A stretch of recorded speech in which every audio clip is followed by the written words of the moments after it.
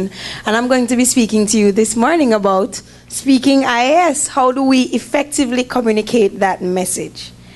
Of course, first, have to acknowledge all the partners who have assisted Jamaica in doing the wonderful job that we have been able to achieve regarding the public awareness component. I should mention that there's a whole component of the Invasive Alien Species Project which handles communication and public awareness. So what really is the role of public awareness? An informed public is our greatest asset. If the public is not fully informed, then they're not going to help us in the fight against invasive alien species. It's important to note that your stakeholders, they buy into your program and that they own the program, because it's the key not only to your success, but also the key to sustainability post the implementation of the project. Something that we all need to understand and realize is that invasive alien species is an overarching issue. It affects everyone, whether we're pure scientists, whether we are economists, whether we are in the public health. Invasive alien species affect us all. So, who should tell the story? Something that we learned very early on is that for those of us who are pure scientists, we do not make great communicators. Because oftentimes we're so passionate about the message and passionate about the work that we are the absolute worst person to try to go and share our message. And so it's important that we use a trained communicator who can take our science and translate it into a message that is personalized, so the person on the other end of the conversation understands what's happening. It's humanized so persons can connect with it, and also it's easily publicized, because sometimes our information is so highfalutin that it's hard for the common man on the street to understand what it is that we're trying to say. So it has to be translated. The next step is determining the message. We know what we want to say, but how is it that we're going to say it? And how we've done it in Jamaica is that we have used awareness surveys to inform our entire process. So in Jamaica, we perform what is called a knowledge, attitude, and practices survey. It looks at, one, how much do people already know about invasive alien species? It captures persons' attitudes. Do they even care? Is it something that is close and dear to their heart? And then, of course, their attitude. Is this cause something that they are willing to take on? Will they do anything to help? Then the next thing we have to do is we use what we call back home, the bottom-up approach. So it's not NEPA, for example, staying in a room in Kingston, making decisions as to what's going to happen in Black River. It's all the stakeholders going to the community persons, going to the fisher folk and saying, here's the problem that we're having, or here's the problem that you're having, and we want to help. How can we help you? And so we do that through having focus group meetings with the communities, very small meetings. So in addition to doing our surveys, we have these small focus group meetings where we're able to pick more at the details that we would have found in our knowledge, attitude, and practice survey. It's important to note that stakeholder involvement is key. You have to make the persons who we are targeting feel as if they are part of the process from day one. If they do not feel that they are part of the process, then one, they're not going to help you when it comes time for implementation, and after you've implemented, there will be no sustainability, because they'll feel, I was never a part of the process, so why is it that you expect me to help you with this after you're done? And the other thing is, partnerships are key. Do not reinvent the wheel. A lot of times, there are already groups that are underground, active, fighting your cause. You just need to find them and, where possible, build their capacity to assist what you want to get done. So how is it that we go about spreading the message? So once we've done our knowledge, attitude, and practice survey, we find out what persons like. We have to be creative with the method. So a lot of times we think, oh, let's have an expo, you know, set up some booths and get the various entities to come and have all their posters and their brochures. But we found that in our case in Jamaica, we had to be a little bit more creative than that. Jamaicans were all expoed out. They were tired of expos. And so we had to find other ways that we could communicate our invasive alien species message. So we did sports. All Jamaicans like netball, they like football. And so we had expos, yes, but they had a sports component. And so while we had community members competing against each other in football, netball, track and field, because we know Jamaica is big in athletics, they were also learning about invasive alien species. They were learning about the environment. Jamaicans like noise. We like to dance. We like to have a good time. And so another method that we used was what we called road show. So we took our message and we turned it into music. And we hit the streets with a loud truck. So this truck down here has all those speakers.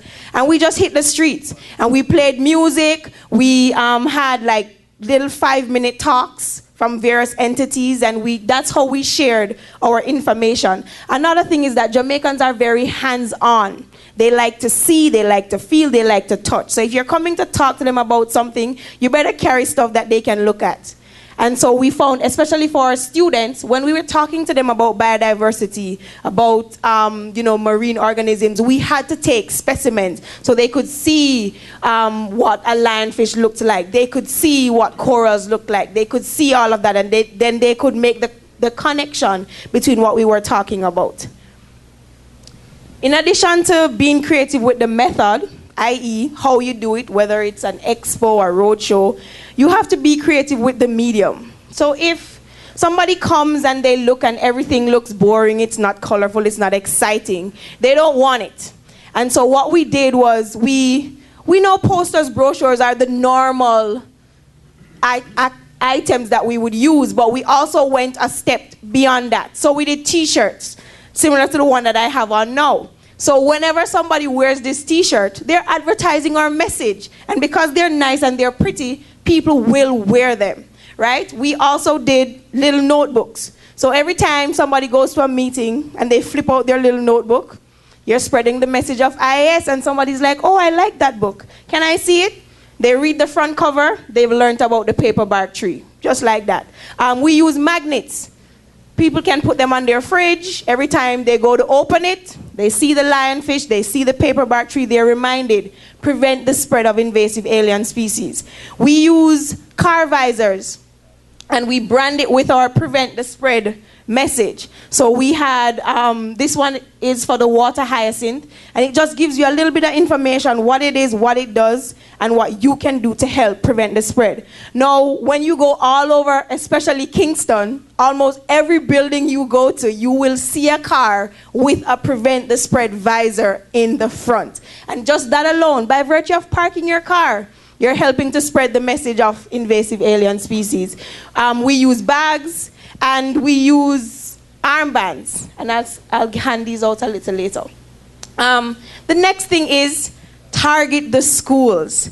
The children, they're our future, they're the next generation, and for a lot of things that have gone wrong, if it's ever going to get fixed, it's going to be through the children. So we have to target the schools, and we've done it in a myriad of ways. We have debate competitions. We make, of course, t-shirts for them, and they wear them with pride. We have summer school. And I said Jamaicans like music, right?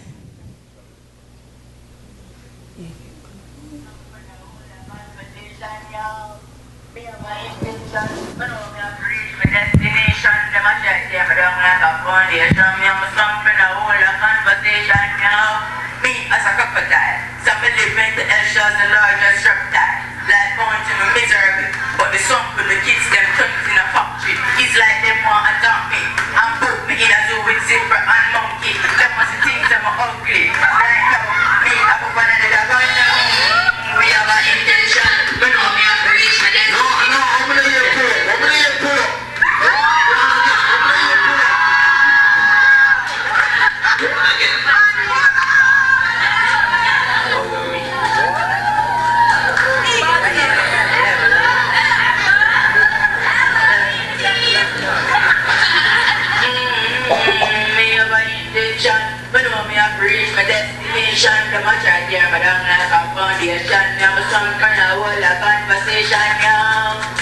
have an intention. Me know me have to reach my destination. Them a chat here, but I don't have a foundation. Me have some friend I hold a conversation now. Me as a crocodile, so me live in the oceans, the largest reptile. Like mountain, me miserable. Or the sun when my kids them turn it in a factory. It's like them want to dump me and poop me in a zoo with zebra and monkey. Them must think some ugly. Right now, me up on another country. Me have an intention. Me know me have to reach my destination. Them a chat here, but I'm like a foundation. Me have conversation. To the time, me's a iguana, but me no mind. Correct, I'm a lyrically inclined. Mama tell us something about my lifestyle. Style, them checks on me dead. But my day at Nelsa, lying on my bed. Right on my dead, I want to it. My top, they can't catch me here, they can't catch you. Our kids, they are absolutely talented. And so what we do is that we have these competitions between the schools within our pilot site areas. And we crown champions, like DJ champions. And we use that as a medium to spread the message about invasive alien species. And I should note that for this particular school, well, for all the schools, they make up their own lyrics. So we just say, this is the theme. We're talking about how we safeguard the Jamaican iguana, and the students just come up with their own information. It's not just DJ that we do, we also do poetry. And after years of searching, they finally rediscovered it in June 1990. Out in the wild, about 40 square kilometers, and land in Hampshire Hills, part of the Portland Valley protected area. A wild tree! And you know you have animals and people who want to try to kill we. Only need to protect we. We don't trouble nobody. Only become fierce and defensive if we want to trouble or even attack we. We, the Jamaican brown iguana, is in imminent danger of extinction. So about protection, what do you know what I mean? It means we look care and secure and make sure that you know you break them, no harm or kill we. So don't build a house near the area, but they need to secure the future, genetic diversity of Earth ecosystems, and not to mention the global ecotourism economy. Over millions and millions of dollars, and don't forget the need to clean water. So to keep us upon the world atlas of extinction hotspots, and will never protect and secure the less than 300 away, especially from May to June when we nested, and August to September when we are here. So take care and no trouble away. No trouble away. No trouble away. All right, so that's a piece from our primary school. So we target high school, primary school, the entire gamut, we target them. So in addition to targeting schools, use the media. It is right now our greatest tool. It's all about social media these days. And so we have utilized that through the project. We have, for almost every activity that we go on, we're accompanied by what we call back home an outside broadcast. So there is some national radio station that accompanies us, and we are able to share the message with not just those persons who are at the location, but the entire Jamaica. We do television interviews. We also use the print media. So we have newspaper articles, and we try to put something out, especially for every environmental significant day, so Wetlands Day, World Water Day, because invasive alien species are a part of all of that. And so we try to put something out. In addition, we do PSAs. The lionfish is an invasive alien species, and since its arrival in Jamaica in 2006, is now well distributed throughout our coastal waters. The lionfish is not good for marine environment, as it eats our young fish, can produce up to 2 million eggs per year, and has very few natural enemies. We need to rid our waters of this species. We can do this by simply eating more of it. The lionfish is not poisonous but has to be carefully handled because of its venomous spines. Ask for it at your local fish market where it will be cleaned and ready for you to eat at a good price. Let's eat it to beat it. This is a production of the Mitigating the Threat of Invasive Alien Species in the Insular Caribbean Project in Jamaica, funded by Global Environment Facility and the Government of Jamaica. 45 seconds, and we've gotten the message out about the lionfish. All right, use catchy slogans. So back home, we had what we call the Let's Eat It to Beat It campaign. That's how we handled lionfish. We decided that a part of the control methodology for lionfish was going to be consumption for conservation. And so we labeled it the Let's Eat It to Beat It campaign. So everywhere we went, we had bumper stickers on people's cars. We had our posters all over just telling persons, eat it to beat it. Or for our Black River campaign, protecting Black River's biodiversity, preserving our legacy. Find a champion. Somebody influential who will support your cause. In our case in Jamaica, we were able to find quite a few champions. This is our former Prime Minister, Bruce Golding, showing persons that it was okay to eat lionfish. This is our current Minister of Water, Land, Environment and Climate Change. He loves lionfish, eats it every chance he gets. And of course, the private sector. We had Scotiabank, Jamaica, come online, and they were a huge partner in helping us with our PR for the lionfish. They took it on as their green campaign. So their campaign was called Scotia Goes Green on Lionfish. And I won't talk too much about that because I know Dane will touch on it in his presentation. Use an attractive flagship species. We were lucky enough that the lionfish was a part of our program, and so we were able, whenever you were talking about invasive alien species, you just had to say lionfish.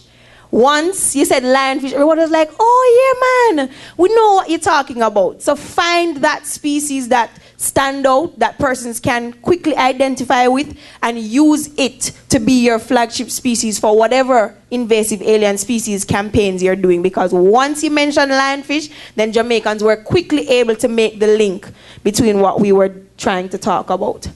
So our key lessons learned. 1, you must use a trained communicator to package your message.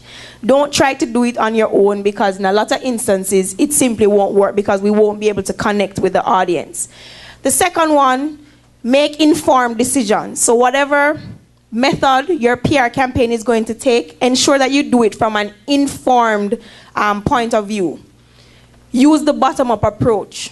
Try to include your stakeholders as much as possible. Include them in the decision-making process.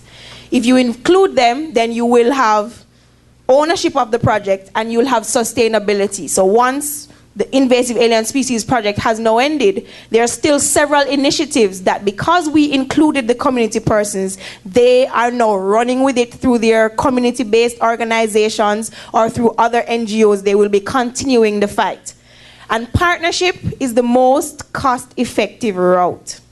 We don't always have the money to do everything on our own. So find other entities, other government entities, other NGOs who are doing similar work.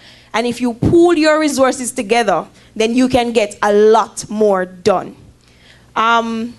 Be creative and appealing. So use nice, flashy stuff to do your advertising, and don't be afraid to take chances. We'd never done a road show before, but we decided that we were going to try it, and it turned out to be a huge success.